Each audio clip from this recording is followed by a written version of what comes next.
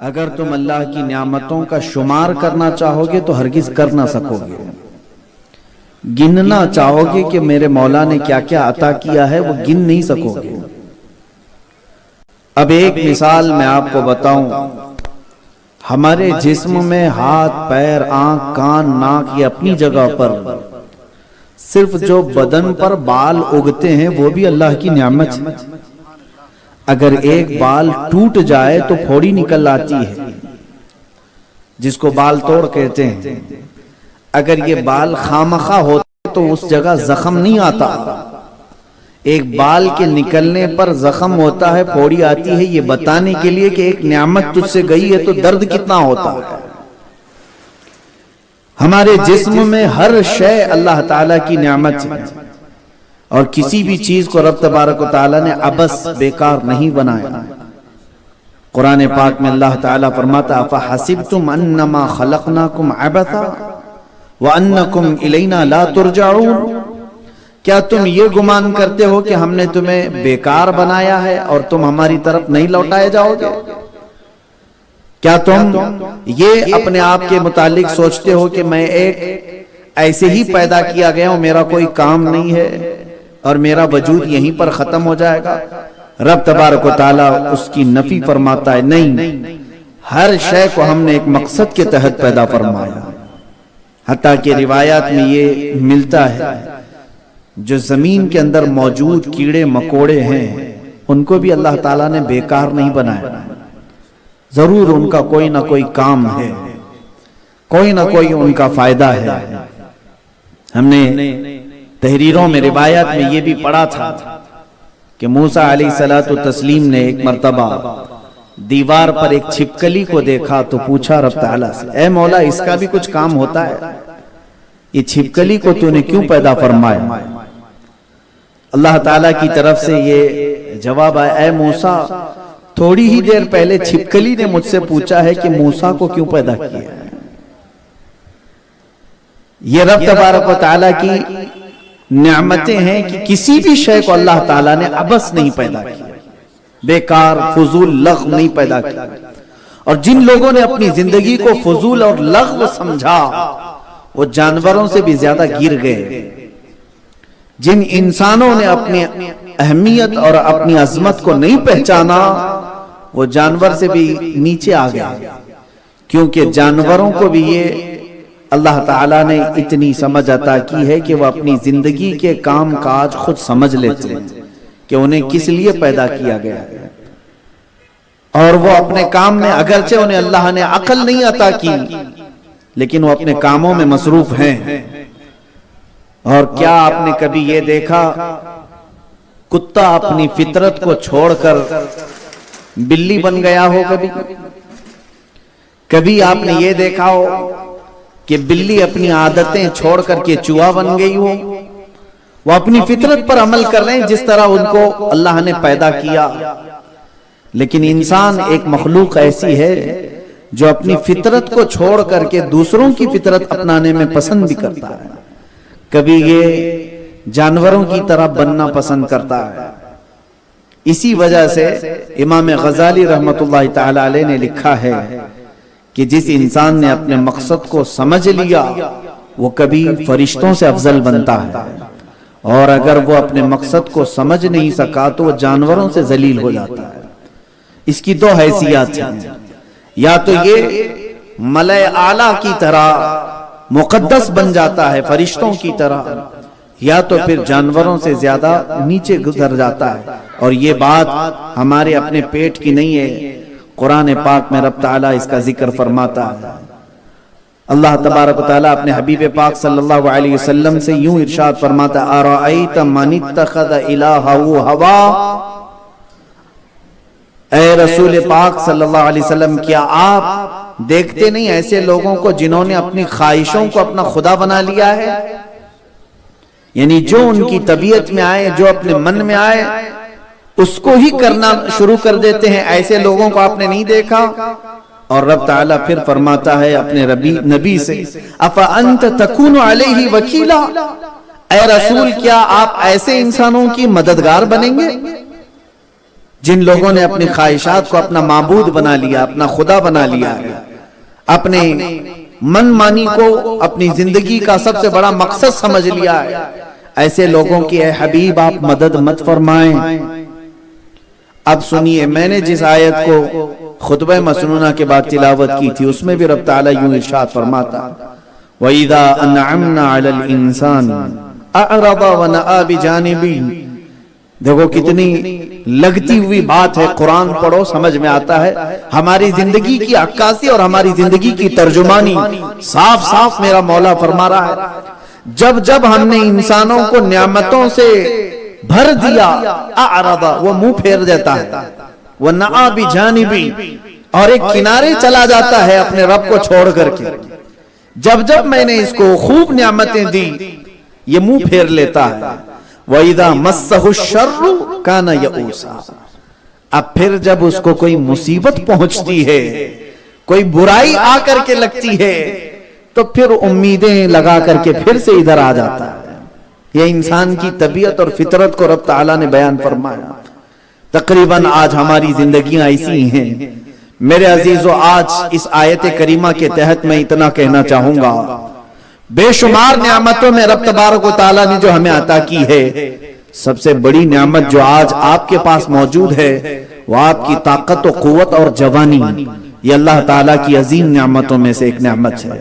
جن کی جوانی ختم ہو چکی، ان سے پوچھو جو بڑھاپے کی زندگی گزار رہے ہیں، اب ہر طرح کی بیماریاں جکڑ لیتی ہیں، اب نہ وہ شور و غلغلہ اپنی طبیعت میں پاتے ہیں، نہ وہ طبیعت ہے، نہ عبادتوں کی، نہ پھر کسی اور چیز کی جو جوانی میں کر سکتے تھے۔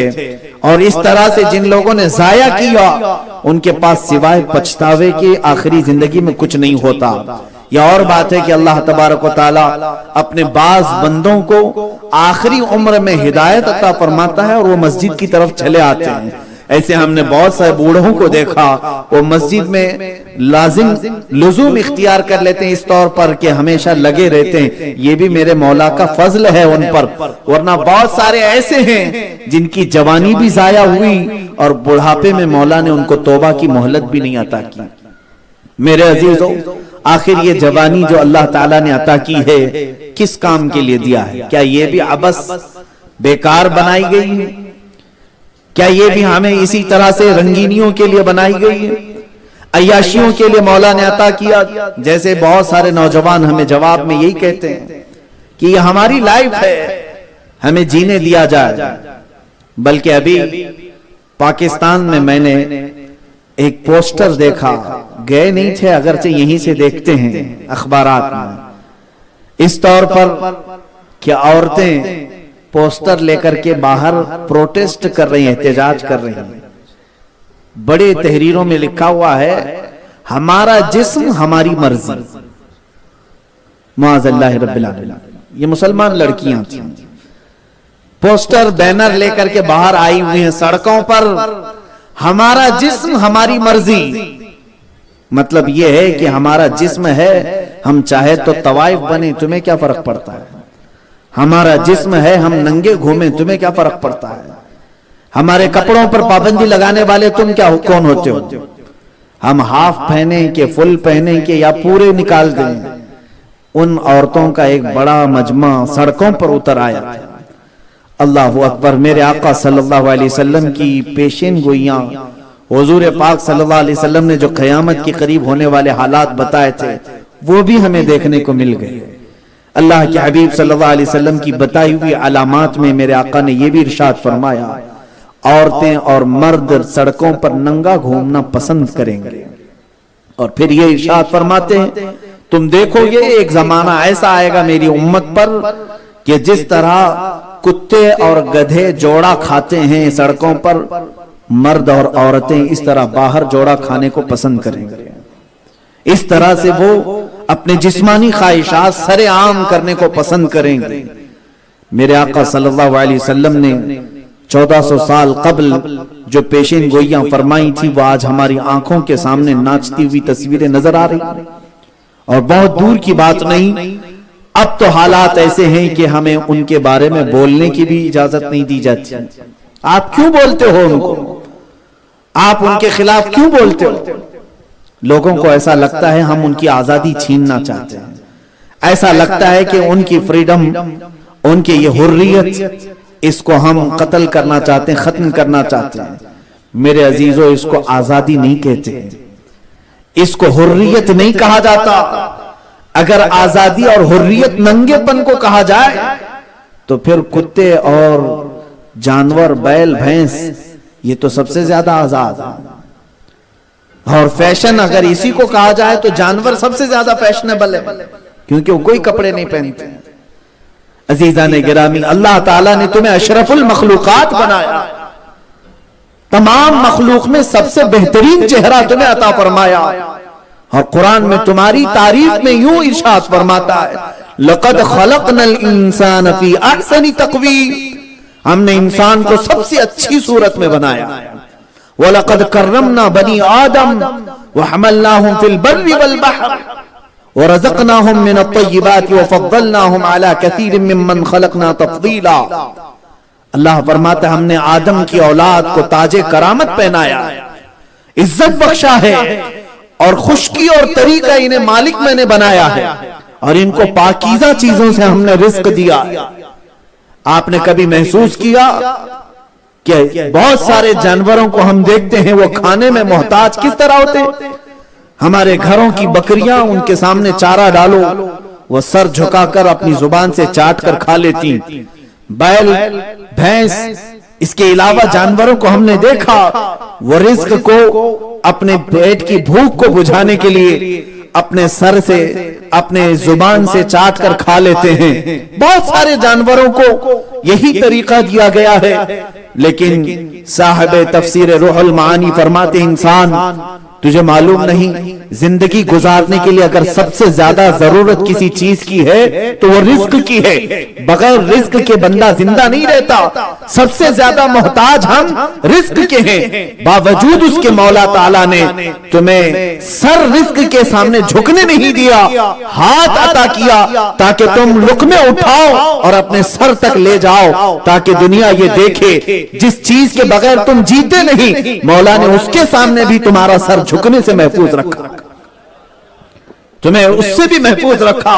کیوں؟ تمہیں تاج کرامت جو پہنایا گیا ہے، جو تمہیں تاج عزت بخشا گیا ہے۔ رب تعالیٰ نے جانوروں کی طرح تمہیں کھانے کا سلیقہ نہیں دیا کہ بکری جس طرح سر جھکا کر کھاتی ہے، انسان کو یہ حکم نہیں دیا گیا کہ تو زمین سے چاٹ کر کھا لے۔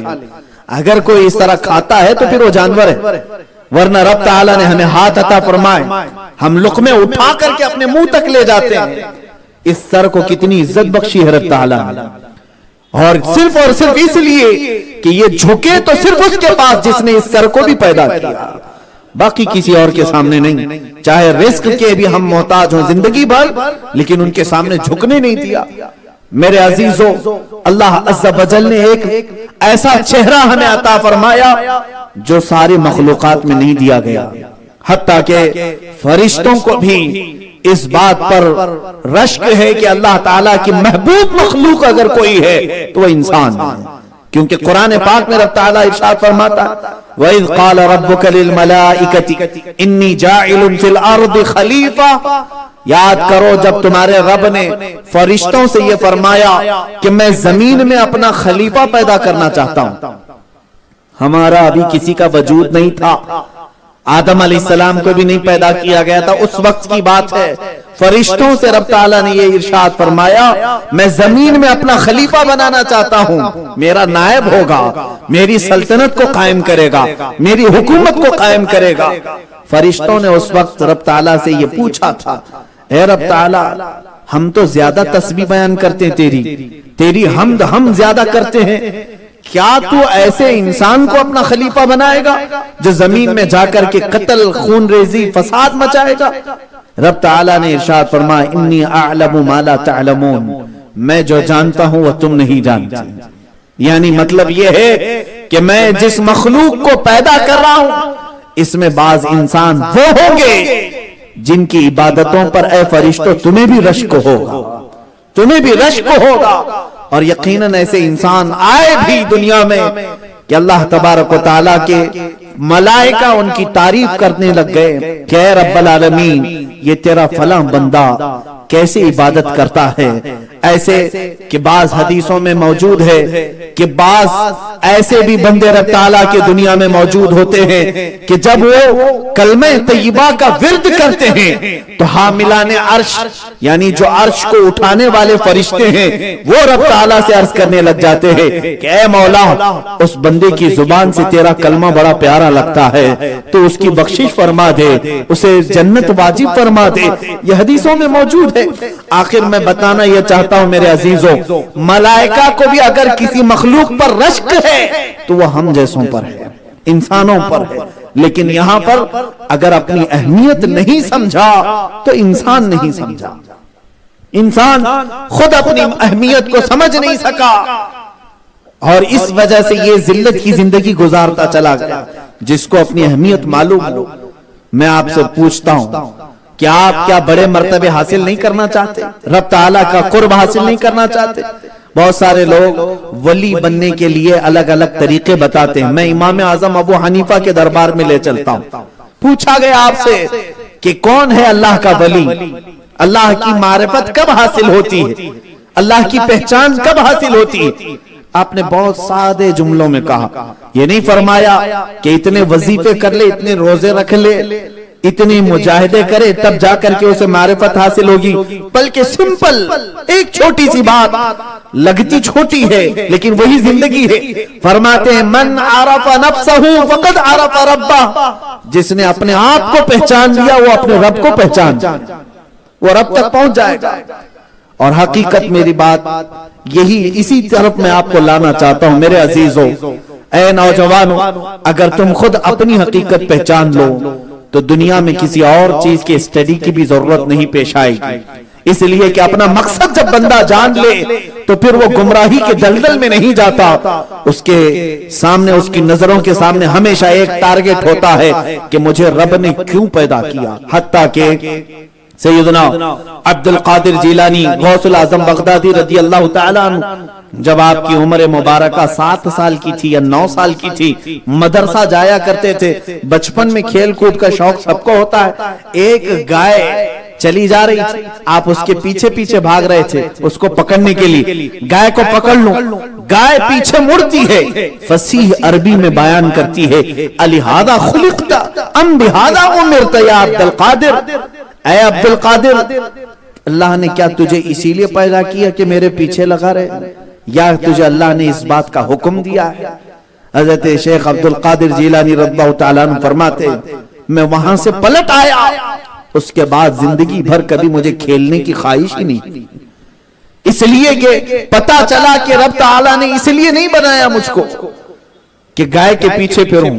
پھر ان نوجوانوں کا کیا جو دن بھر تاش کے پتے کھیلتے ہیں, کیا رب تعالیٰ نے ان کو اسی لیے پیدا کیا؟ جن نوجوانوں کو شراب کی بوتلیں اچھی لگتی ہیں وہ اپنے رب سے پوچھیں کہ اے مولا کیا تو نے ہمیں اس لیے پیدا کیا؟ شرم آتی ہے. تمہارا ضمیر خود کہے گا میں کیا ہوں, اس منبر سے میں کیا کہوں. ہماری قوم میں, ہمارے نوجوانوں میں اگر کوئی مسجد کبھی بھی نہ آیا ہو لیکن نام کا ہی مسلمان کیوں نہ ہو, اگر میں اس سے پکڑ کر کے پوچھوں رب تبارک و تعالیٰ نے کیا تجھے شراب کے لیے, تاش کے لیے پیدا کیا, مجھے امید ہے کہ اس کا دل بھی جواب دے گا, وہ نہ کہے گا. وہ کہے گا نہیں, یہ میں تو غلطی میں پڑ گیا ہوں, میرا مولا اس لیے نہیں پیدا کیا. اے نوجوان, چلو ٹھیک ہے مولانا لوگوں کی بات نہ سنتے ہو, کوئی مولوی کی بات تمہیں اچھی نہیں لگتی ہے اور مبلغوں کی بات تم کترا کر چلے جاتے ہو. میں صرف تم سے اتنا کہوں گا کسی کی نہ سنو, کم سے کم تمہارا ضمیر جو کہتا ہے اس کو تو سن لو, تمہارا دل گواہی دیتا ہے. اس لیے کہ بہت سارے ائمہ اعظام نے ارشاد فرمایا سب سے بڑا مفتی تمہارے سینے میں موجود ہے, وہ صحیح فتویٰ دیتا ہے. دل کے متعلق کہا ہے, یعنی دل کے اندر اللہ تعالیٰ نے ایک کیفیت ایسی رکھی ہے کہ وہ ہمیشہ خیر کی طرف بلاتا ہے. اللہ تعالیٰ فرماتا ہے الم نجعل له عینین ولسانا وشفتین وہدیناہ النجدین, کیا ہم نے تمہیں 2 آنکھ نہیں دی, کیا ہم نے تمہیں 2 ہونٹ نہیں دیے؟ اللہ فرماتا ہے پھر کیا تمہارے اندر ہم نے ہدایت دینے والی 2 چیزیں نہیں دی؟ راستہ دکھانے والی دو چیزیں عطا کی ہیں، ایک برائی کی طرف لے جاتا ہے اور ایک اچھائی کی طرف لے جاتا ہے۔ ہر انسان کے پاس یہ چیزیں ہیں جس کو ہم نفس امارہ اور نفس مطمئنہ کہتے ہیں۔ نفس امارہ ہمیشہ اسے برائیوں کی طرف دعوت دیتا ہے اور نفس مطمئنہ سب کے پاس ہوتا ہے، زندگی میں کبھی نہ کبھی ایک مرتبہ اس کو اچھا کرنے کی وہ دعوت دیتا ہی خواہ وہ کسی بھی قوم کا ہو، کسی بھی کمیونٹی کا ہو، اس کے اندر موجود دل جو ہے ایک مرتبہ اسے اچھا کرنے کا حکم ضرور دیتا ہے کہ چلو بہت ہو چکا، بہت رنگینیاں ہم نے منا لی، عیاشیاں بہت کر لی، چلو ایک مرتبہ تو مسجد چلے آتے۔ ایسے بہتوں کو ہم نے دیکھا جب گناہوں کا بوجھ بڑھ جاتا ہے تو ان کی آنکھیں چھلک پڑتی ہیں، کبھی ان کو مزارات پر ہم دیکھتے ہیں، کبھی مسجد میں دیکھتے ہیں، کبھی کسی عالم کی بارگاہ میں ہم دیکھ لیتے ہیں جو کبھی آتا نہیں تھا لیکن ایک بار ضرور آ جاتا ہے۔ وہ کون لے کر کے آیا اسے؟ کون وہاں تک پہنچایا؟ تمہارے اندر دل ہے۔ جب گناہ بڑھ جاتے ہیں تو بے چینیاں بڑھنے لگتی ہیں، سکون ختم ہوتا ہے، نیند خراب ہوتی ہے، اس لیے کہ تمہارا تعلق جو رب تعالیٰ سے ہے، جب یہ بندہ بہت دور ہوتا ہے تو اس کے اندر کا جو دل ہے اسے ملامت کرنے لگتا ہے، اسے ملامت کرتا ہے، اے بندے تیرے رب نے تجھے اس لیے نہیں پیدا کیا، چل واپس آ جا۔ میں ابھی ایک حکایت پڑھ رہا تھا، ابلیس لعین شیطان مردود فرعون کے پاس آیا، فرعون سے کہا کیا تو مجھے جانتا ہے، پہچانتا ہے؟ فرعون نے کہا میں جانتا ہوں تو ابلیس ہے۔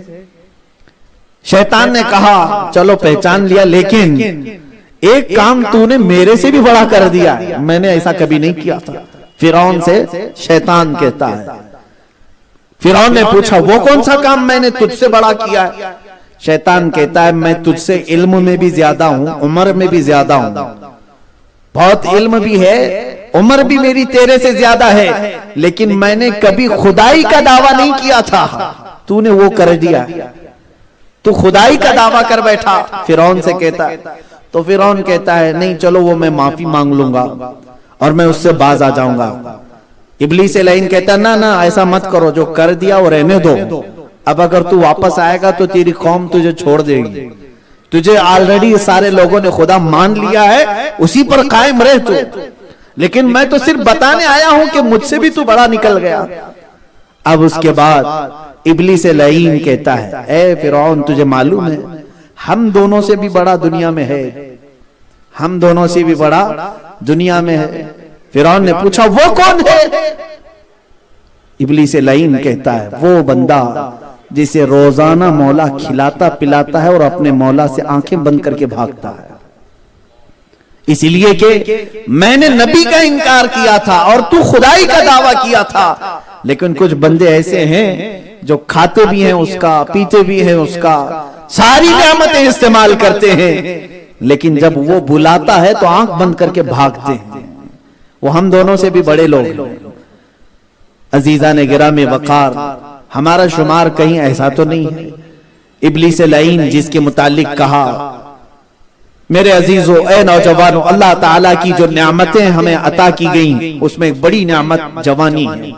جوانی کو اللہ تعالیٰ نے کیوں عطا کیا؟ میں تھوڑا جلدی سے آپ کے سامنے رخصت ہوں کہ آج بہت سارے نوجوان یہ سمجھتے ہیں کہ مجھے طاقت کا استعمال کرنا چاہیے میری جوانی، اس لیے بعد میں پھر یہ استعمال نہیں ہو پائے، مجھے عورتوں کے پیچھے پڑنا چاہیے، ابھی سے جو کچھ بھی ہے یہ سب کر لو، بعد میں یہ نہیں ہو پائے گا، اور جو کچھ بھی عیاشی کرنا ہے چلو گناہوں کے اڈے پر، تاش کے پتوں پر، شراب کے اڈوں پر، جو کچھ بھی کرنا ہے یہی جوانی میں کرنا ہے، باقی آگے کیا رکھا ہے۔ بہتوں نے تو یہی سمجھا، جوانی کا مقصد یہی سمجھ لیے۔ آؤ میرے آقا صلی اللہ علیہ وسلم کے دربار میں کچھ ایسے جوان بھی میں تمہیں دکھاؤں، ان کی زندگی پاک کیسی تھی۔ اللہ اللہ، ایک یہودی کے گھر میں رہنے والا 20-22 سال کا لڑکا، 20 سے 22 سال کا لڑکا اور جوانی اس کو نہیں کہو تو اور کس کو کہو، وہ گزرتا تھا. ماں بھی یہودن ہے، باپ بھی یہودی ہے، مسجد نبوی کے قریب سے گزرتا تھا تو دھیرے سے کھڑکی سے جھانکتا تھا،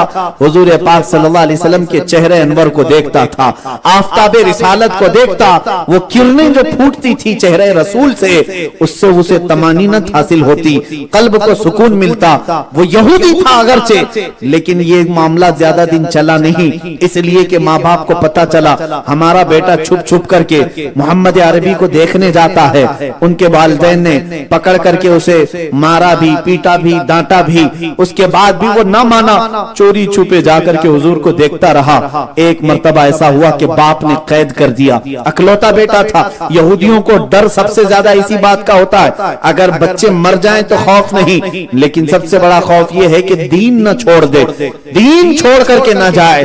وہ باپ قید و بند کی صعوبتوں میں اپنے بیٹے کو رکھا. بیٹا بیمار ہو گیا، 20-22 سال کا لڑکا تھا، ایسا بیمار ہوا کہ طبیبوں سے علاج کرایا، حکیموں سے بہت علاج کرایا، لیکن وہ سدھرنے کی نام ہی نہیں لیتی. طبیعت بگڑتی چلی گئی، اتنی بگڑی کہ آخر میں کچھ حکیموں نے یہ کہہ دیا کہ اب تمہارے بیٹے کی زندگی زیادہ نہیں ہے، یہ آخری سانسیں گزار رہا ہے، اس کی جو خواہش ہے وہ پوری کر دو، اسے جو کھلانا ہے کھلا دو، یہ جو پینا چاہے پلا دو، اب اس کی جو مانگے ہیں وہ پوری کر دو. زندگی مشکل سے 2-3 دن کی باقی رہ گئی. ماں گھبرائی، باپ بھی بہت گھبرایا، جوان بیٹا 22 سال کا ہمیں چھوڑ کر چلا جائے گا، کیسا ہوگا. باپ بھی نرم پڑ گیا، ماں کی طبیعت بھی تھوڑی نرم پڑ گئی. بیٹے سے آ کر پوچھتے ہیں، بیٹا اگر تیری کوئی خواہش ہے تو بتا دے، کچھ کھانا پینا چاہتا ہے، اچھی غذا چاہیے. بیٹا کہتا ہے باپ سے اور ماں سے، اگر میری خواہش پوری کرنا چاہتے ہو تو ایک بار محمد عربی کو دکھا دو، میں انہیں دیکھنا چاہتا ہوں. ایمان لایا ہوا نہیں ہے، وہ مسلمان نہیں ہے، ایک یہودی گھر میں پل رہا ہے. کہتا ہے میں انہیں ایک مرتبہ دیکھنا چاہتا ہوں. باپ کا دل پسیج گیا، آخری وقت ہے. اب مشورہ کیا شوہر بیوی نے، کہا جانے ہی والا ہے، اس کی ایک خواہش پوری کر ہی دیتے ہیں. باپ مسجد نبوی آیا، میرے آقا صلی اللہ علیہ وسلم اپنے صحابہ کے ساتھ بیٹھے تھے اور وہ روتے ہوئے کہنے لگا، اے محمد میرے گھر میں ایک بیٹا ہے میرا، بہت بیمار ہو گیا اور اس کی بیماری کی ایک ہی وجہ ہے وہ تم ہو، اور وہ اب دنیا سے جانے والا ہے اور آخری وقت وہ چاہتا ہے کہ آپ کو دیکھ لیں. حضور پاک صلی اللہ علیہ وسلم حدیث پاک میں چادر اٹھائی اور صحابہ سے کہتے ہیں چلو جلدی سے، میرے ایک عاشق کا آخری وقت آیا. حضور اکثر جانتے ہیں کہ کون کہاں سے طلب کر رہا، کون کہاں سے زیارت کی تمنا رکھتا ہے. اللہ کے حبیب صلی اللہ علیہ وسلم کسی یہودی گھر کے متعلق یہ نہیں کہتے کہ میرا ایک عاشق جانے والا. اٹھتے ہیں، اللہ کے حبیب صلی اللہ علیہ وسلم صحابہ کے ساتھ آئے، اس یہودی گھر میں داخل ہوئے اور وہ جانکنی کا وقت تھا، نزع کا عالم تھا. بستر کے قریب جیسی حضور کی آہٹ اس نے سنی، اس کا جسم بخار سے تپ رہا تھا، وہ فوراً اٹھ کر کے بیٹھ گئے. اللہ کے حبیب صلی اللہ علیہ وسلم کو اپنے بسترے کے پاس دیکھا تو ٹپ ٹپ آنسو بہنا شروع ہو گئے اور اتنے ہزاروں قطار آنسو نکلے. اللہ کے حبیب صلی اللہ علیہ وسلم فرماتے ہیں اس کے سر پر ہاتھ رکھا اور کہا اب دیر کس بات کی، اتنے دن چوری چوری چھپے چھپے دیکھتے رہے، اب تو آمنا سامنا ہو گیا ہے، آمنا سامنا ہو گیا ہے. تو وہ نوجوان کلمہ طیبہ پڑھنے لگا میرے آقا صلی اللہ علیہ وسلم پر اور ایمان لایا. اللہ کے حبیب صلی اللہ علیہ وسلم اس کے کندھے پر ابھی ہاتھ رکھے تھے کہ اس کی روح قبض انصری سے پرواز کر گئی، انتقال ہوا، اس کو سلا دیا گیا. میں بتاؤں آپ کو یہ وقت کتنا تھا، وہ چاشت کا وقت تھا. چاشت کا وقت کہتے ہیں صبح 10 بجے یا 9:30 10 بجے کا جو وقت ہوتا ہے اسے چاشت کا وقت کہتے ہیں. حضور پاک صلی اللہ علیہ وسلم آئے، مشکل سے اس کے گھر میں 10-15 منٹ ہوئے ہوں گے، اتنی دیر میں وہ ایمان لایا اور انتقال بھی ہوا. یعنی ایمان لانے کے بعد نماز فرض ہوتی ہے، زکوٰۃ فرض ہوتی ہے، حج فرض ہوتا ہے، روزے فرض ہوتے ہیں. ایمان لانے کے بعد اب ایک بندہ، ایک نوجوان ایسا بھی آیا، وہ ایمان تو لایا لیکن اس کی زندگی میں ایک بھی نماز کا وقت نہیں آیا، روزہ رکھنے کا ٹائم ہی نہیں آیا، حج کرنے کی فرصت ہی نہیں ملی. 15 منٹ کے بعد اس دنیا سے چلا گیا، لیکن تاریخ میں اس نوجوان کا نام عام لوگوں کے ساتھ نہیں، صحابہ کرام کے ساتھ لکھا جاتا ہے۔ یہ ہے جوانی، وصول ہو گئی جوانی۔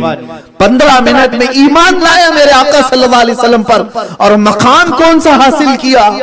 کون سا مقام؟ زندگی میں ایک نماز کا وقت بھی نہیں ملا، باوجود اس کے وہ مقام حاصل کیا جس کے متعلق سیدنا عبد القادر جیلانی غوث الاعظم بغدادی فرماتے ہیں، آپ سے پوچھا گیا صحابہ کا مقام کیا ہے اور غوث کا مقام کیا ہے؟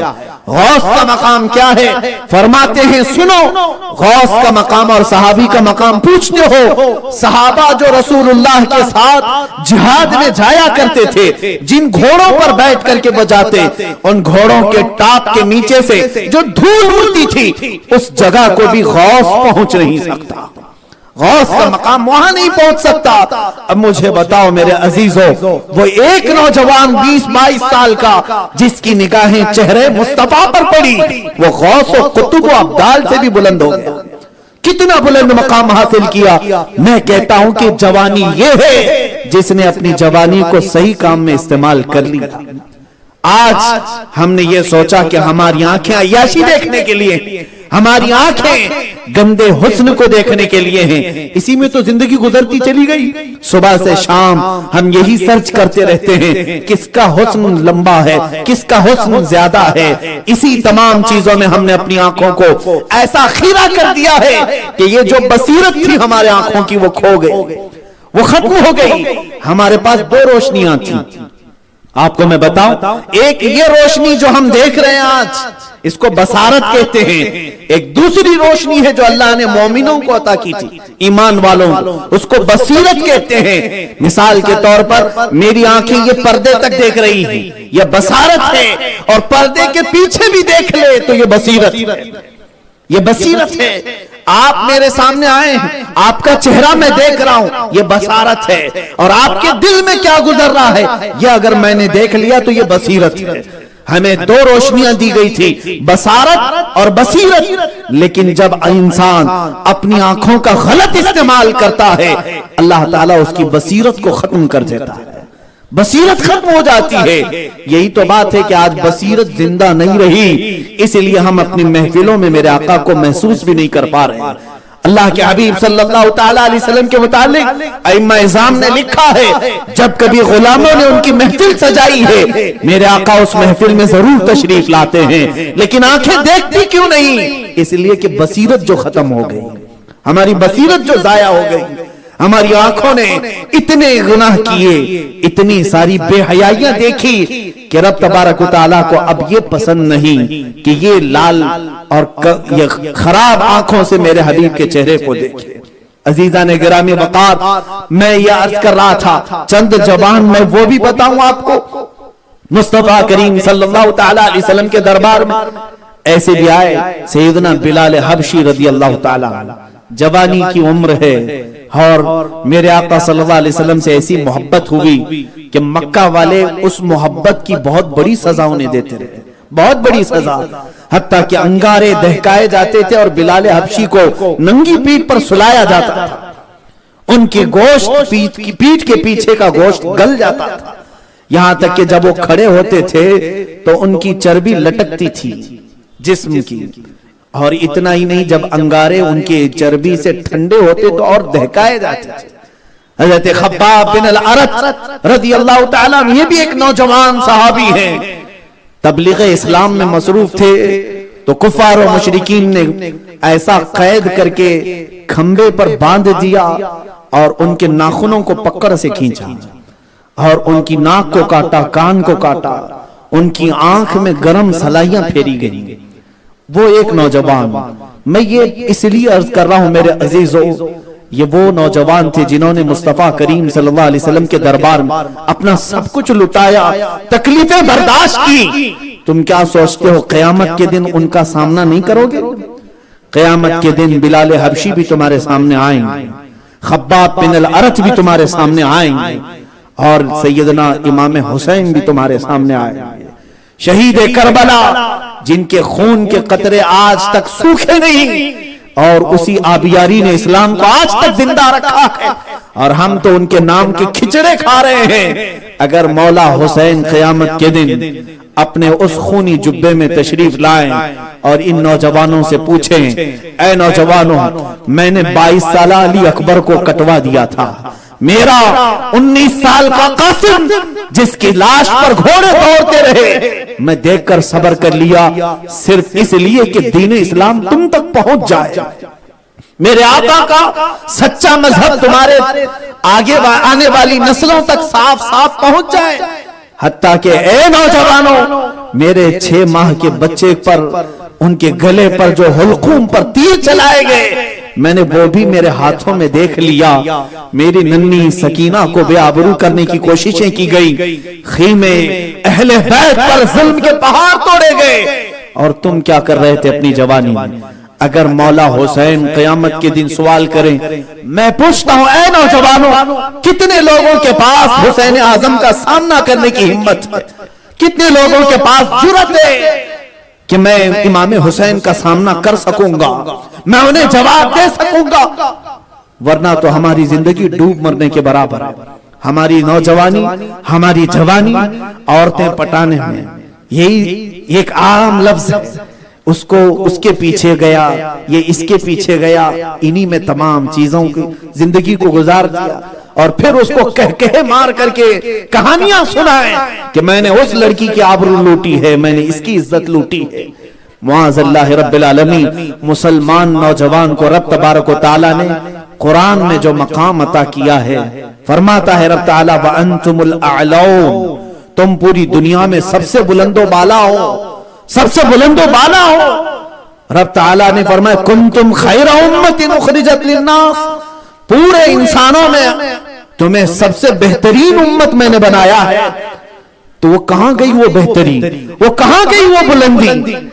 آج رب تبارک و تعالیٰ کے اس کلام مقدس سے پوچھو، ہمارے لیے قرآن اعلان کرتا ہے کہ تم سب سے بلند و بالا ہو، ہمارے لیے قرآن کہتا ہے تم سب سے بہترین امت ہو۔ میں قرآن سے پوچھتا ہوں، اے قرآن، کیا بلندی اسی کو کہتے ہیں؟ کیا آج روٹی اور کپڑے کی بنیاد پر ہم در در کے محتاج ہیں؟ آج ہماری مسجدیں لٹ گئی، ہماری خانقاہیں برباد کی جا رہی ہیں، ہماری عورتوں کی عزت نیلام کی جا رہی۔ کیا یہی بلند و بالا زندگی؟ کیا اسی کو قرآن کہتا ہے یہ بلند و بالا زندگی ہے؟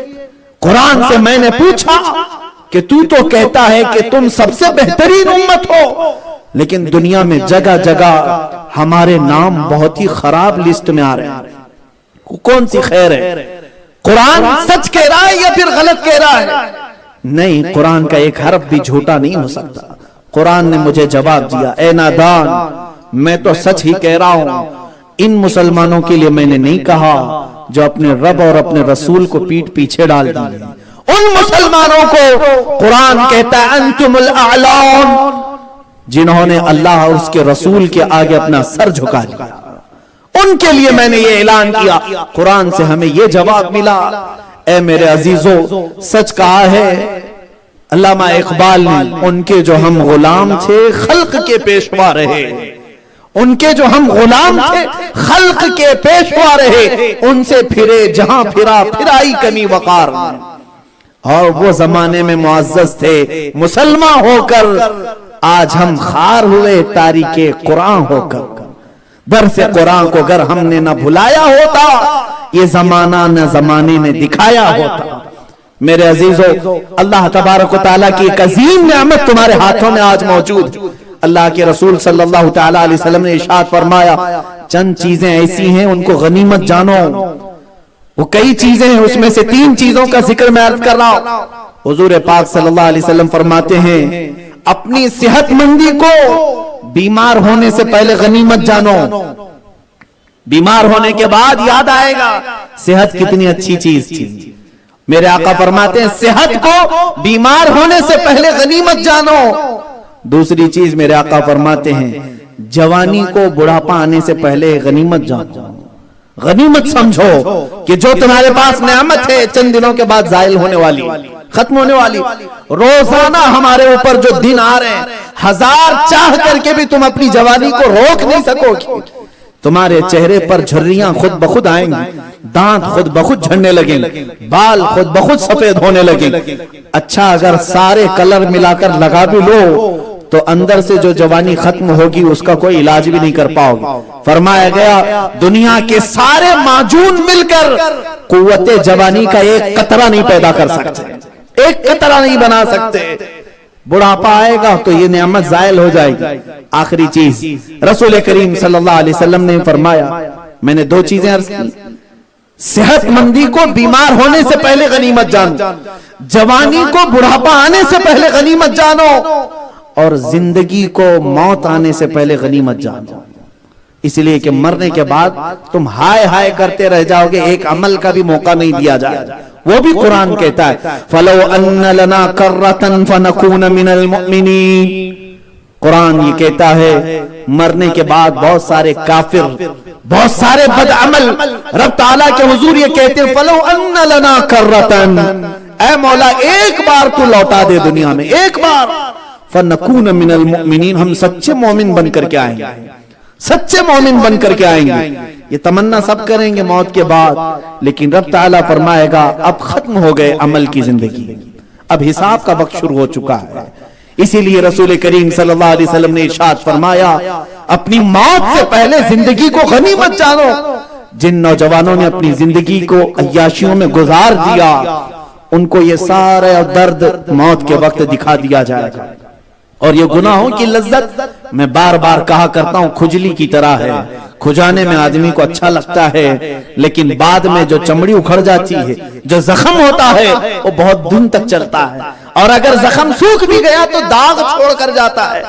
تو گناہوں کی لذت ایسی ہے جب نوجوان کرنے لگتا ہے تو اسے مزہ آتا ہے، اچھا لگ رہا ہے، یہ تمام چیزیں اچھی لگ رہی ہیں، لیکن یہ بہت ہی داغ چھوڑ کر کے جائیں گے جو مٹتا نہیں، اور زخم چھوڑ کر کے جائیں گے جو ختم ہوتا نہیں۔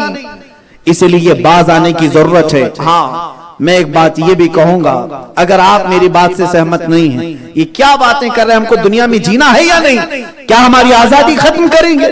بہت سارے لوگ یہ سوال بھی کرتے ہیں دنیا ساری تو چل رہی ہے، آپ ہمیں ان کے شانہ بشانہ چلنے کی اجازت کیوں نہیں دیتے؟ سارے لوگ ٹیلی ویژن پر ایکٹر بننے کے خواب دیکھتے ہیں، میں دیکھ لیا تو کیا برا کیا؟ سارے ناچنے اور ڈانس کرنے کی تمنا رکھتے ہیں، میں ناچ لیا تو کیا برا کیا؟ دنیا گانے گا رہی ہے، میں گا لیا تو کیا برا کیا؟ مجھ سے بہت سارے لوگ اگر یہ پوچھتے ہیں تو میں کہتا ہوں دنیا جو کچھ کر رہی ہے مجھے اس سے کوئی غرض نہیں، آپ کے کرنے سے غرض اس لیے ہے کہ تمہارا نام میرے نبی کے نام سے جڑا ہوا ہے، میرے آقا کے نام سے جڑا ہوا ہے۔ اگر تم یہ چاہتے ہو دنیا کی ہر عیاشی کر لو تو محمد عربی صلی اللہ علیہ وسلم کے نام کو اپنے نام سے الگ کر کے دکھاؤ۔ تم صرف اتنا کہو مجھے ان کی غلامی سے کوئی واسطہ نہیں، قسم خدا کی کبھی میں تمہیں نہ گانے سے روکوں گا نہ ناچنے سے روکوں گا۔ آج اگر میں کسی بات سے روکتا ہوں تو صرف اس لیے کہ تمہارا رشتہ میرے آقا سے جڑا ہوا ہے، رسول گرامی وقار سے تمہاری نسبت نہ ہوتی تو کبھی میں یہ بیان کرنے کے لیے تمہارے سامنے بھی نہیں آتا۔ کیا میں کبھی کرسچنوں کے ہاں درمیان جا کر، یہودیوں کے بیچ جا کر، ہندوؤں کے بیچ جا کر ان کو ان کے کرنے والی برائیوں سے روکتا ہوں؟ مجھے غرض نہیں، اگر ان کا مذہب اجازت دیتا ہے تو کرے، لیکن اے نوجوانوں تمہیں روکنے کی بات صرف اس لیے آتی ہے کہ تم دنیا کو مت دیکھو کہ وہ کیسے ناچ رہی ہے، تم دنیا کو مت دیکھو ان کے ہاتھ شراب کی بوتلوں سے سجے ہیں، تم دنیا کو مت دیکھو ان کے ہاتھوں میں تاش کے پتے ہیں، تم یہ دیکھو بلال حبشی کے ہاتھ میں کیا تھا، خالد بن ولید کے ہاتھ میں کیا تھا، عبداللہ بن مسعود کے ہاتھ میں کیا تھا، ابو بکر و عمر و عثمان و حیدر کے ہاتھ میں کیا تھا۔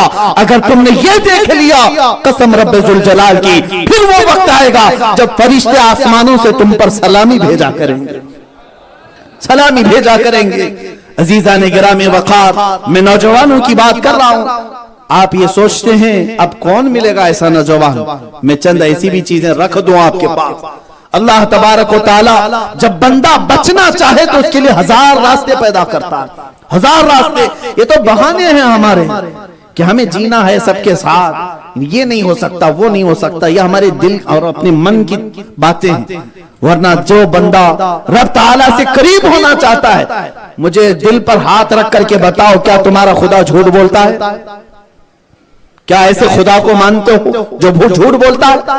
الحمدللہ رب العالمین، میرا رب ہر طرح کے عیب سے پاک و صاف منزہ ہے، جھوٹ اس کے شائن شان ہے ہی نہیں، اور نہ اس پر قدرت رکھتا ہے۔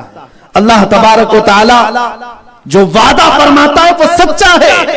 ارشاد فرماتا ہے جو بھی بندہ میری طرف بڑھنا چاہتا ہے، جب وہ بڑھنے لگتا ہے، اگر وہ ایک ہاتھ بڑھے تو میں ایک بالشت بڑھے تو میں ایک ہاتھ بڑھ کر آگے اسے لے لیتا ہوں۔ اگر کوئی میری طرف چل کر کے آئے تو میری رحمت دوڑ کر کے اسے لے لیتی ہے۔ ایک قدم کوئی بڑھے تو میری رحمت 10 قدم آگے بڑھ کر آئے۔ میرے رب تعالیٰ یہ ارشاد فرماتا ہے۔ اور میرے آقا صلی اللہ تعالی علیہ وسلم ایک مرتبہ آرام فرما رہے تھے، اچانک بستر سے اٹھے اور مسکرانے لگے، اتنا مسکرایا کہ آپ کے دندان مبارک نظر آنے لگے۔ صحابہ نے پوچھا حضور کیا بات ہے، کیا دیکھا آپ نے؟ اللہ کے حبیب صلی اللہ علیہ وسلم فرماتے اے صحابہ سنو، ایک آدمی تھا جو صحرا میں سفر کر رہا تھا، صحرا میں سفر کر رہا تھا، اس کی اونٹنی اس کے ساتھ تھی، پانی کھانا سب اس کے ساتھ تھا۔ صحرا جانتے ہیں آپ، ڈیزرٹ، جہاں دور دور تک کوئی عمارت نہیں، کوئی درخت بھی نہیں ہوتی۔ کبھی آپ کو دیکھنے کا اتفاق ہوا ہو تو سمجھ میں آئے گا۔ ہم نے دیکھا ہے مصر میں، افریقہ کے صحرا کہ اتنے 250-300 کلومیٹر تک گاڑی چلتی ہے، ایک درخت بھی نظر نہیں آتا، کچھ بھی نہیں۔ اور ویسے صحرا میں راستہ ڈھونڈ لینا یہ بھی بہت بڑی بات ہوتی ہے۔ وہاں ہوتا کیا ہے، موج سراب ایک چیز مشہور ہے، یہ اردو میں جب بندہ پیاسا ہوتا ہے، شدت کی پیاس لگتی ہے تو ادھر دیکھتا ہے، دوپہر کے وقت اسے ایسا لگتا ہے پانی، وہ سورج کی چمک سے ریت چمک رہی ہوتی، وہ ایسے لہراتی ہے جیسے لگتا ہے کوئی تالاب ہے، وہ دوڑتا ہوا وہاں جاتا ہے، جیسے جیسے قریب پہنچتا ہے وہاں کوئی پانی نہیں ہوتا، پھر پیچھے مڑ کر کے دیکھتا ہے ادھر چمک رہا ہوتا ہے، پانی چمک رہا ہوتا، وہ کوئی چمک پانی کی نہیں، ریت کے ذرے سورج کی چمک سے چمک رہے ہوتے ہیں، سورج کی روشنی سے چمک رہے ہوتے ہیں۔ وہ اس طرح ادھر ادھر پانی کی تلاش میں دوڑتا رہتا ہے، یہاں تک کہ اسی صحرا میں اس کی موت ہو جاتی ہے۔ اس کو موج سراب کہا جاتا ہے، مر جاتا ہے آدمی۔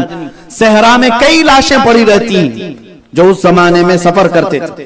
حضور پاک صلی اللہ علیہ وسلم فرماتے ہیں اے میرے صحابہ، ایک بندہ صحرا کا سفر کر رہا تھا، اس کی اونٹنی اس کے ساتھ تھی۔ توجہ چاہوں گا، میں کس لیے عرض کر رہا ہوں، اس کی اونٹنی، اس کا کھانا پانی سب اس کے ساتھ تھا، اور چلا جا رہا تھا، بیچ میں اسے نیند لگی، سویا، تو جب بیدار ہوا تو اس کی اونٹنی غائب ہو گئی، تھی نہیں اس کے پاس، اور اس میں اس کا سارا کھانا ہے، اس کا پانی سب کچھ اس میں، بیچ صحرا میں ہے۔ اب اس کی طاقت جواب دے گئی، وہ تلاشا ادھر ادھر، کہیں اس کی اونٹنی نہیں ملی۔ اب اس کی موت قریب آئی، یعنی ایسے کہ اب اس کے پاس کوئی راستہ ہی نہیں تھا، کوئی راستہ ہی نہیں۔ یہ حدیث پاک میں بتا رہا ہوں۔ اس کے بعد تھک کر کے وہ سویا تو جیسے ہی اس کی آنکھ کھلی، دیکھا اس کی اونٹنی بھی سامنے آ گئی، کھانا پانی سب آیا۔ اے صحابہ بتاؤ وہ بندہ کتنا خوش ہوگا، کتنا خوش ہوگا، اپنی گم شدہ اونٹنی ملنے پر اسے کیسی خوشی ہوگی۔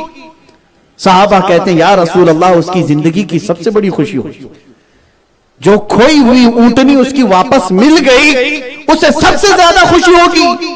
سنو مسلمانوں، میرے آقا فرماتے اے میرے صحابہ، میرے رب نے ارشاد فرمایا جب میرا کھویا ہوا بندہ واپس میرے پاس آتا ہے تو اس اونٹنی والے سے زیادہ مجھے خوشی ہوتی ہے۔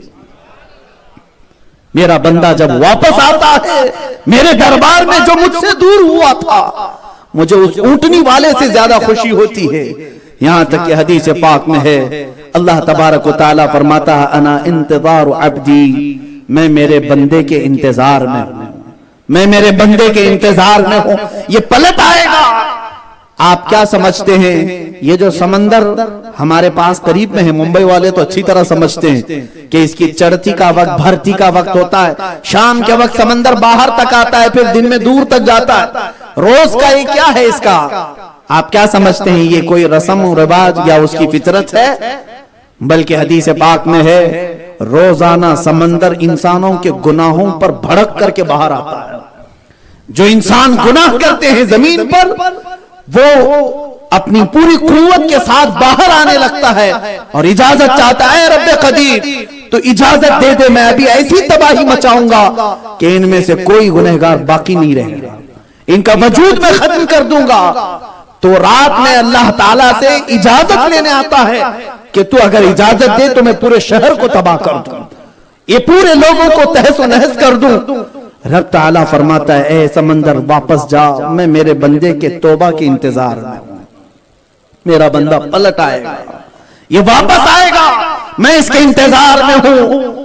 کبھی کبھار جو بدلیاں چلتی ہیں، تیز ہوائیں، آندھیاں چلتی ہیں، حدیث پاک میں یہ بھی ہے، یہ سخت ہوائیں رب تعالیٰ سے پوچھتی ہیں اے مولا تو اگر اجازت عطا فرما تو ان کے پرخچے ہم اڑا دیں، ان کے گھر کی چھتیں اڑا لے جائیں اور ان کا وجود تہس نہس کر دیں۔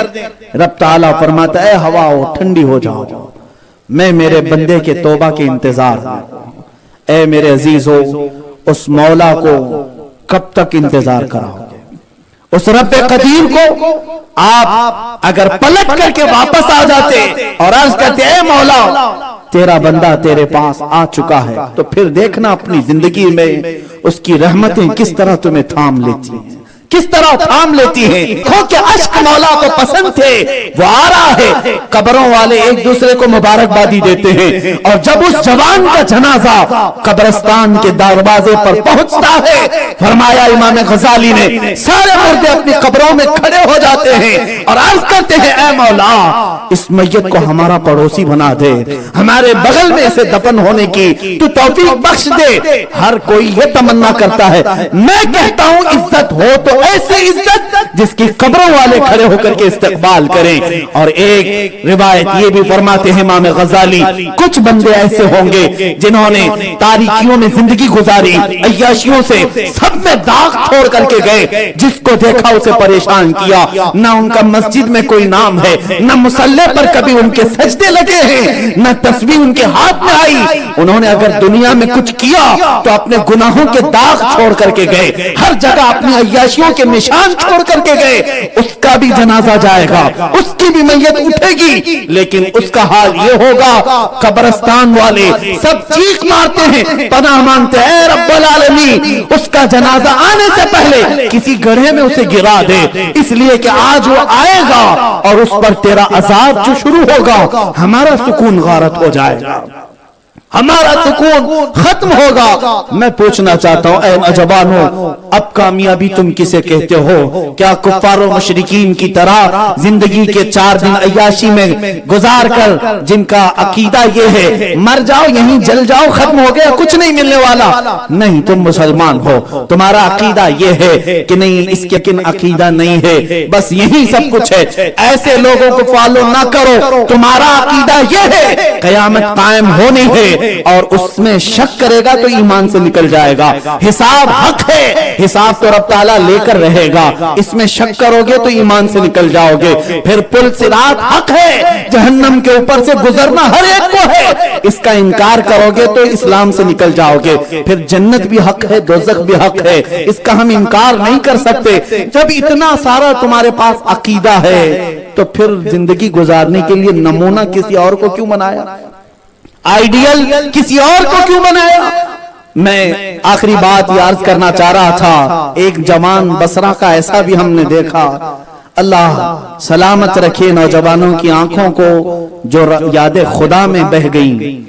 ایک نوجوان بڑا حسین و جمیل کپڑے کی تجارت کرتا تھا، شہر کی ایک بڑی امیر ترین عورت اس پر عاشق تھی، چاہتی تھی کہ اپنی جسمانی خواہش اس سے پوری کر لے، لیکن وہ جوان ایسا نہیں تھا جس کو ہم اپنے محلے میں چھچورا کہتے ہیں، جس کو ہم نیچ طبیعت والا کہتے ہیں، جو ہر ایک پر نظریں مارتا ہے۔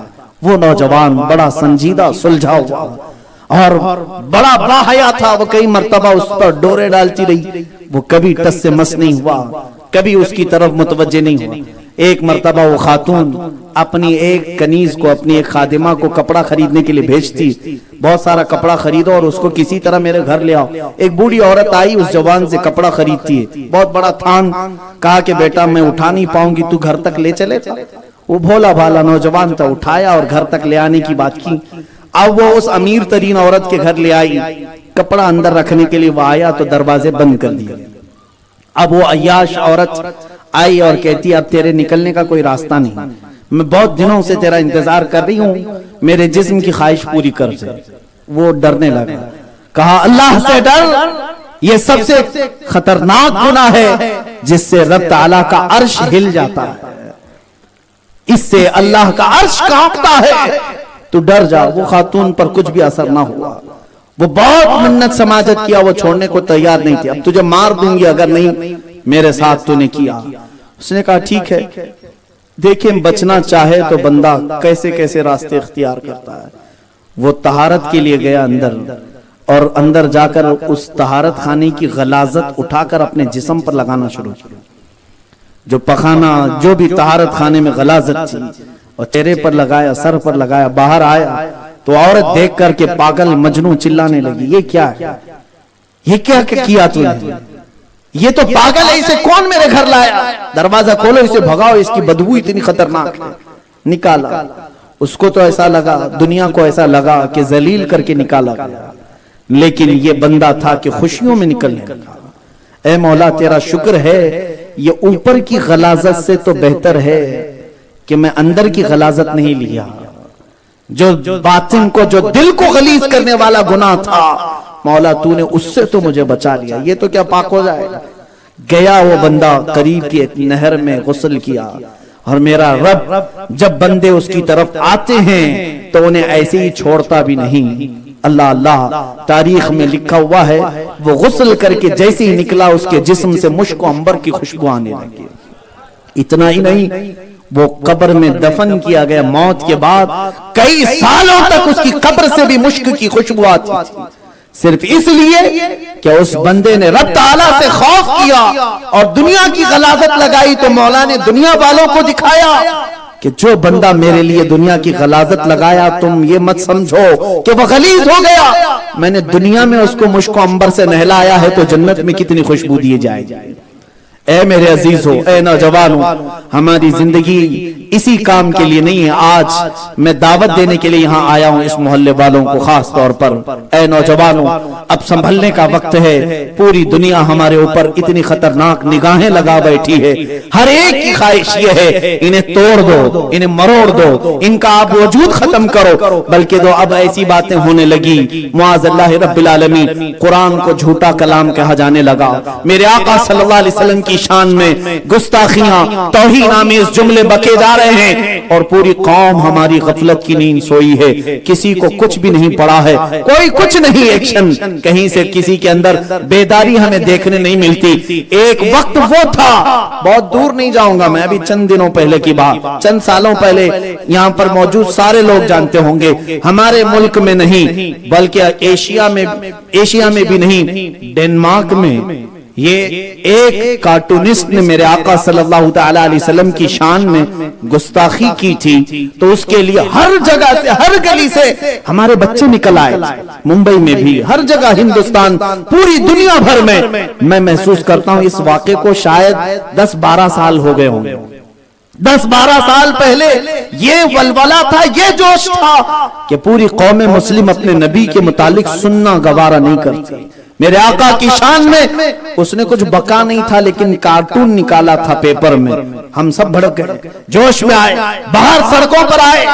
لیکن اب تو حال یہ ہے, اٹلی, ڈنمارک تو چھوڑو, ہمارے ملک میں جگہ جگہ ایسے خبیث پیدا کیے گئے جن کا کام ہی یہ ہے کہ وہ میرے نبی کی شان میں گستاخی کرتے رہے. اب تو اتنا ہی نہیں, ٹیلی ویژن پر لا کر کے بھی دکھایا جانے لگا.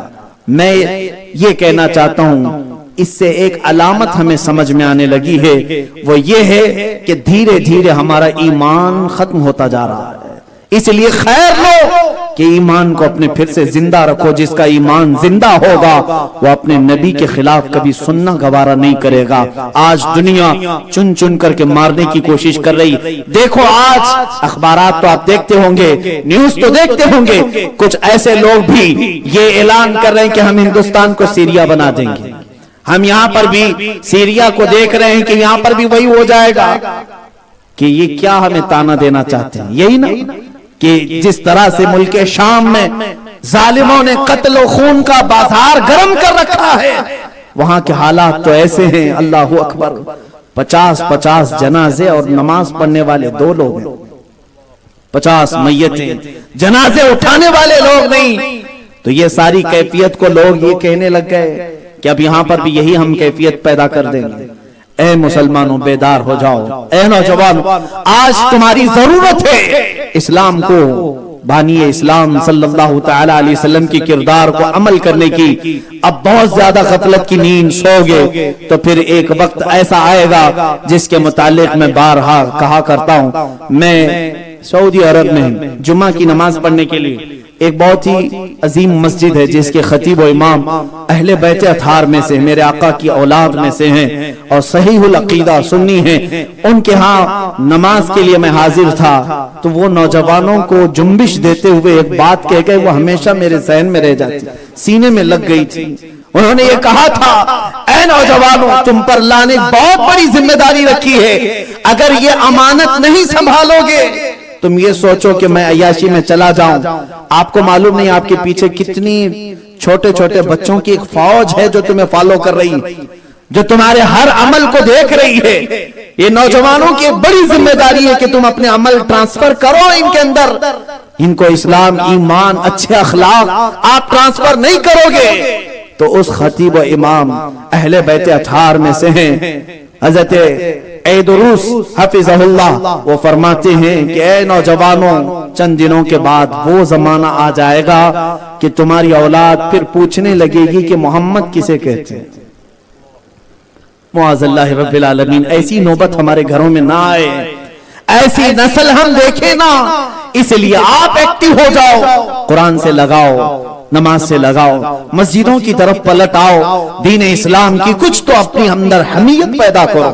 آج ان نوجوانوں کو پوری قوم ڈھونڈ رہی ہے، پوری دنیا ڈھونڈ رہی ہے۔ وہ نوجوان کہاں ہے جو سندھ میں کسی عورت پر ظلم ہوا تھا تو عرب سے 10,000 کی فوج محمد بن قاسم کے ساتھ صرف عزت بچانے کے لیے آ گئی تھی۔ آج دنیا ویسے نوجوانوں کو ڈھونڈ رہی ہے۔ آج سب کی نگاہیں تمہاری طرف ہیں، وہ دیکھتی ہیں وہ محمد عربی کے غلام کہاں ہیں جو عزتوں کے لٹنے پر بے قابو ہو کر بدلہ لے لیتے تھے اور قوم کو، دنیا کو یہ بتاتے تھے کہ کسی پر ظلم کو ہم برداشت نہیں کریں گے۔ آج تو حالات یہ ہے ظلم ہم خود ہی کرنے لگ گئے تو دنیا کی نگاہیں بھی ہم سے پھر گئی، امیدیں ختم ہو گئی۔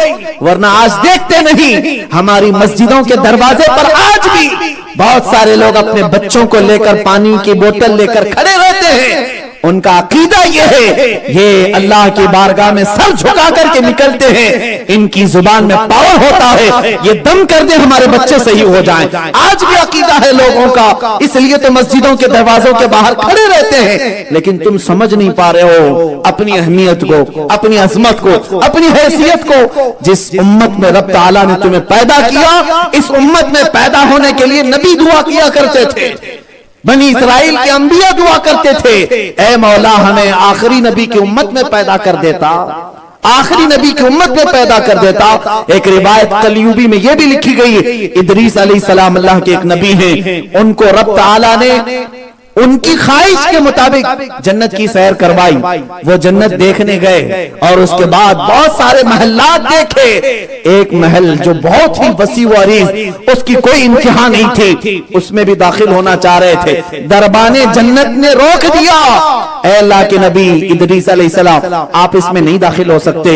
اللہ تبارک و تعالیٰ سے آپ نے براہ راست پوچھا، اے رب العالمین میں سب تو دیکھ لیا جنت کے سارے محل، اس میں مجھے جانے کی بات اجازت کیوں نہیں دی جا رہی؟ ارشاد ہوا، اے ادریس یہ محل خاص میں نے امت محمدیہ کے لیے بنایا ہے، میرے آخری نبی کی امت کے لیے، جب تک وہ نہ جائے کسی اور کو جانے کی اجازت نہ ہوگی۔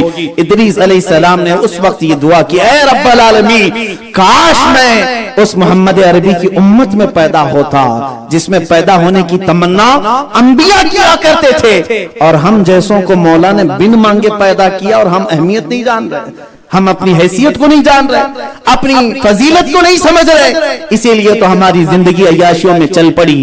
ہمیں آج افسوس اس وقت ہوتا ہے جس بندے کو رسول پاک صلی اللہ علیہ وسلم کی غلامی میں پاکیزہ آنکھیں ہونی چاہیے تھی, پاکیزہ زبان ہونی چاہیے تھی, آج اسے غلاظتوں کے اڈوں پر دیکھ کر ہمیں شرم نہیں آئے گی تو اور کیا ہوگا, افسوس نہیں ہوگا تو اور کیا ہوگا. یہ وہ نوجوان ہیں جن کی عزت کی قسم پہلے کے لوگ کھایا کرتے تھے. مسلمان نوجوانوں کی عزت کی قسم کھائی جاتی تھی اور ان کی امانت کی قسم کھائی جاتی تھی. آج اس نوجوان کو اس طرح گندگی میں سپائل ہوتے ہوئے دیکھ کر افسوس ہوتا ہے, اس طرح بکھرا ہوا دیکھ کر ہمیں درد ہوتا ہے. اس لیے میں نوجوانوں سے گزارش کروں گا, پلٹ آؤ, ورنہ پھر دنیا تمہیں پوری طرح سے منصوبوں میں خاک میں ملانے کی سازشیں رکھی ہے, لیکن یہ ہوگا نہیں. اس لیے کہ رب تعالیٰ نے فرمایا ہے یریدون لیطفئوا نور اللہ بافواہہم واللہ متم نورہ, لوگ یہ چاہتے ہیں کہ اپنے منہ کے پھونک سے اللہ کے چراغ کو بجھا دیں. اللہ اپنے نور کو قیامت تک زندہ رکھے گا, قائم رکھے گا, اسلام زندہ رہے گا, قرآن باقی رہے گا. لیکن یہ اور بات ہے, ہماری بجائے مولا چاہے تو کسی اور سے اسلام کی خدمت لے گا, کسی اور سے قرآن کی خدمت لے گا, کیونکہ وہی فرماتا ہے ان یشاء یذہبکم ویستخلف من بعدکم ما یشاء کما انشأکم من ذریۃ قوم آخرین. اگر رب تعالی چاہے تو تمہیں زمین سے ختم کر دے گا اور دوسری قوم کو لائے گا اور اپنے دین کی خدمت ان سے لے گا, جیسے تم سے پہلے بھی کچھ لوگ تھے. اللہ تعالیٰ اگر ہمیں چاہے تو سطح ہستی سے مٹا دے, ختم کر دے, اس سے پہلے باز آ جائیں, توبہ کر لیں, اپنے رب کو منا لیں. اے مولا غلطی تو ہوئی ہے, بھول ہوئی ہے, ہم سے بڑی نافرمانیاں ہوئی ہیں, آج ہم پلٹ آتے ہیں تیرے دین کے لیے, تیرے حبیب کے لیے, تیرے کلام مقدس کے لیے کمر بستہ رہیں گے. آج میں پھر آخری بات کہوں گا, صرف یہ میسج دینے کے لیے, پیغام دینے کے لیے. میں بھی جمعہ میں بھی عرض کر رہا تھا, دنیا آج اس طرح سے دشمن ہو گئی دین اسلام کی. پہلے تو ایسا ہوتا تھا کہ لوگوں کو ڈر تھا کہ کہیں سے آواز اٹھے گی, اب تو تختہ مشق بنایا گیا ہے, نئے نئے میزائل بنائے جاتے ہیں. اس کا ٹرائل کہاں ہوگا؟ ملک شام میں ہوگا, عراق میں ہوگا. یہاں تو کوئی پوچھنے والا نہیں, ہزاروں جانوں کو مار کر کے میزائل کے ٹرائل ہوتے ہیں اور ہم میں سے کسی کی نیند بھی کھلتی نہیں ہے, ہم میں سے کسی کی بیداری نہیں آتی. ایک ایک میزائل پر تقریباً 10-10 ہزار موتیں ہوتی ہیں اور وہ سارے ہمارے بھائی ہیں, سارے ہمارے بھائی ہیں. اسی طرح چند دنوں پہلے, ایک ہفتہ نہیں گزرا, افغانستان کے قندوز شہر میں دستار بندی کا پروگرام ہے. حافظ قرآن بنے ہیں 100 بچے جن کے سروں پر عمامہ سجایا گیا ہے, انہیں حافظ قرآن کی سند دی گئی ہے. لیکن ظالم امریکہ نے بم ایسے برسائے کہ پورے 100 بچے ایک ساتھ شہید ہو گئے. 4 دن پہلے کی بات ہے, ننھے بچے 11 سال سے لے کر 13 سال, 7-8 سال کے بچے بھی خون میں لت پت سوئے ہیں. مجھے بتاؤ یہ کون سے دہشت گرد تھے, یہ کون سے ٹیررسٹ تھے؟ کیا یہ آتنکواد جن کے چہرے پر ابھی مونچھ کے بال نہیں آئے, دنیا انہیں آتنکواد سمجھتی ہے جن کے سینوں میں قرآن تھا؟ یاد رکھو اے مسلمانوں, یہ ہماری بیداری کے لیے ہے. دنیا آتنکواد کے خلاف نہیں کھڑی ہونا چاہتی, کیونکہ میں برجستہ علل اعلان کہتا ہوں سب سے بڑے آتنکوادی یہی ہیں, سب سے بڑے دہشت گرد یہی ہیں. ان کا صرف ایک مقصد ہے, کسی دہشت گرد کے خلاف نہیں کھڑا ہونا ہے, محض اس کے خلاف کھڑا ہونا ہے جو قرآن کی طرف آتا ہے, جو محمد عربی کی بات کرتا ہے, اسلام کی بات کرتا ہے, اس کے خلاف کھڑا ہونا ہے. اسے تباہ کرو, اسے مارو. اس لیے اے نوجوانوں اٹھو اور پھر اپنی قوت کو بتاؤ. آج پھر سے ہمارے گھروں میں ان 100 بچوں کی قسم دیتا ہوں میں آپ کو جو 4 دن پہلے لقمہ اجل بن گئے. ان کا قصور کیا تھا؟ قیامت کے دن اگر وہ پوچھے اے مولا یہ سب زندہ تھے ہماری موت کے وقت, ہمیں بتایا جائے کس جرم میں ہمیں مارا گیا, کس گناہ میں ہمیں قتل کیا گیا. اے لوگوں ہمارے پاس کوئی جواب ہے؟ دنیا شاید مجھے یہ کہے گی, آج لوگ مجھے تانا ماریں گے, افغانستان میں ہو رہا ہے آپ یہاں کیوں چلا رہے ہیں, یہاں کیوں آپ بول رہے ہیں؟ انہیں معلوم نہیں امت مصطفیٰ ایک جسم کے برابر ہے. جس عضو کو بھی تکلیف ہوتی ہے پورا جسم بیمار ہوتا ہے. آج میں ان سے کہوں گا اگر تمہاری نظر میں وہ آتنکواد تھے, ٹیررسٹ تھے, تو قانون بھی تو کوئی چیز ہے, گرفتار کر لیتے, پکڑ لیتے. وہ کہاں بھاگنے والے, لا کر کے تم مقدمہ کرتے, कोर्ट में खड़ा करते, फिर सजा होती तो हम उसकी निंदा नहीं करते, उसकी मजम्मत नहीं करते। आपको ये कानून किसने दिया कि वो बच्चे अभी ताजा ताजा कुरान के हाफिज बने हैं, माँ बाप नीचे इंतजार कर रहे हैं गले से गले लगाने की, उन बच्चों के गलों में हार भी पड़े हुए हैं। अल्लाह अकबर, बच्चे स्टेज से उतर नहीं पाए थे कि लुक़्मे अजल बन गए। 100 बच्चे पूरे के पूरे लाइन से ऐसे सोए, अल्लाह अकबर, उनकी तस्वीरें देखने की हिम्मत नहीं होती। कई बच्चे ऐसे हैं जो अमामा पहन के ही सोए हुए, उनके पूरे सफेद अमामे और जुब्बे खून से लाल, और एक बच्चे को देखा वो गले में हार पहन के सोया हुआ, ऐसा लगता है उसे उसी दिन का दूल्हा बनाया गया था। ये वाकयात क्या हमें झिझोड़ने के लिए काफी नहीं है? ऐ नौजवानों, आज भी आप अपनी बुरी आदतों को तर्क करने की हिम्मत नहीं करोगे? आज भी आप अहद नहीं करोगे कि मैं गुलाम हूं मेरे मुस्तफा का, मुझे बाज आने की जरूरत है? आज दुनिया हमारी पूरी दुश्मन बनी है। मैं फिर से ये दिखाऊंगा, मोहम्मद अरबी के गुलाम में वो कुव्वत और ताकत होती है, जिस गली से वो चल जाए वो गली चमनजार बन जाए, गुलिस्तान बन जाए। हम आतंकवादी का दर्स नहीं देते, हम दहशतगर्द का दर्स नहीं देते, हमारे यहाँ इस लफ्ज का कोई वजूद ही नहीं। हमारे मजहब मुकद्दस में टेररिज्म का कोई नाम वजूद ही नहीं। अल्हम्दुलिल्लाह, मेरे आका सल्लल्लाहु तआला अलैहि वसल्लम की पूरी जिंदगी पाक अमन और सलामती के लिए है। क्या उस मोहम्मद अरबी सल्लल्लाहु अलैहि वसल्लम को तुम आतंकवाद कहोगे, जिनके मुताल्लिक एक ईसाई ये लिखता है कि मुझे उनकी सबसे ज्यादा प्यारी आदत ये लगी कि मेरे आका सल्लल्लाहु अलैहि वसल्लम की बात एक अंग्रेज लिखता है, मक्का में मोहम्मद अरबी बैठे हैं, बच्चों को खिलाते रहते थे, कभी छोटे छोटे बच्चे खेल रहे हैं, एक शख्स आया, उन बच्चों में से एक बच्चे का बाप था, वो अपने बेटे को बुलाया, बेटा आ जा तेरी अम्मा बुला रही है। हुजूर मोहम्मद अरबी सल्लल्लाहु अलैहि वसल्लम खड़े हो गए, कहा बेटा कह करके मत बुला। वो कहने लगा, या रसूल अल्लाह, मेरा बेटा है, इसे बेटा ना कहूं तो फिर किसे कहूं? मेरे आका सल्लल्लाहु अलैहि वसल्लम फरमाते हैं, जरूर बेटा कहकर पुकार अपने घर में, लेकिन यहाँ खेलने वालों में बहुत सारे यतीम बच्चे हैं, इनके बाप नहीं, तू बेटा कहेगा तो उन्हें अपना बाप याद आएगा, और अगर वो रो पड़े तो मुझे बर्दाश्त नहीं होगा। उस मोहम्मद अरबी सल्लल्लाहु अलैहि वसल्लम की तालीमात को तुम दहशतगर्दी कहोगे, आतंकवाद कहोगे? लेकिन यहाँ पर कुछ मिस्टेक हमारी है कि हमने अपनी जिंदगी से दुनिया को ऐसा बता दिया कि हम निकम्मे हैं। जिंदगी से हमने अपने अमाल से पूरी दुनिया को ये बताने लग गए कि हम ऐसे ही हैं जैसे तुम कह रहे हो। दुनिया का काम है प्रोपेगेंडा करना, तुम्हारा काम है मेरे आका के अखलाक को आम करना। ऐ मुसलमानों, आओ आखिर में अल्लामा इकबाल की बात में कह करके रुखसत की चाहूंगा। उठो, कुव्वत इश्क से हर पस्त को बाला कर दो, कुव्वत इश्क मोहम्मदी से हर पस्त को बाला कर दो, दहर में नामे मोहम्मद से उजाला कर दो, कि मोहम्मद से वफा तूने तो हम तेरे हैं, ये जहां चीज है क्या लौहो कलम तेरे हैं। आखिर दावाना अनिल हम्दुलिल्लाहि रब्बिल आलमीन। सलाम।